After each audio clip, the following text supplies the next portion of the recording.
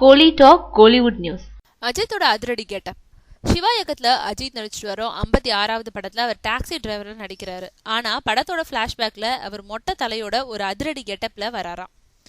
கொல்கத்தாவில் இந்த கெட்டப்போட காட்சிகள் படமாக்கப்பட்டிருக்கான். அந்த பிளாஷ்பேக் தான் படத்துக்கு திருப்பு முனையம். அதாவது பாட்ஷா படத்துல முதல்ல சாதாரண ஆட்டோ டிரைவரா ரஜினி நடிச்சது மாதிரி இந்த படத்தோட ஆரம்பத்துல சாதாரண டாக்ஸி டிரைவரா நடிச்சிருக்கோம் அஜித். ஒரு கட்டத்துல எப்படி ஆவேசமா எழுறாரு, எதுக்காக அவர் அப்படி எழுறாரு, அவரோட கடந்த கால வாழ்க்கை என்னவா இருந்ததுன்ற பல திருப்பங்களோட இந்த படத்தோட கதை உருவாகி இருக்கா. அந்த வகையில இது வரைக்கும் அஜித் நடிச்ச படங்கள்ல இருந்து இன்னும் அதிரடியான ஆக்ஷன் கதையில இந்த படம் உருவாகி இருக்கு. அந்த வகையில இந்த தல 56வது படத்துல சால்ட் அண்ட் பெப்பர் மொட்டைன்னு 2 விதமான கெட்டப்புகளை அஜித் நடிச்சிருக்காராம். அதுல ஏற்கனவே ரெட் படத்துல நடிச்சது மாதிரி அவர் தோன்றும் மொட்டை கெட்டப்புல அஜித்தை ஆவேசமான கோணத்துல சித்தரிச்சிருக்காங்களாம்.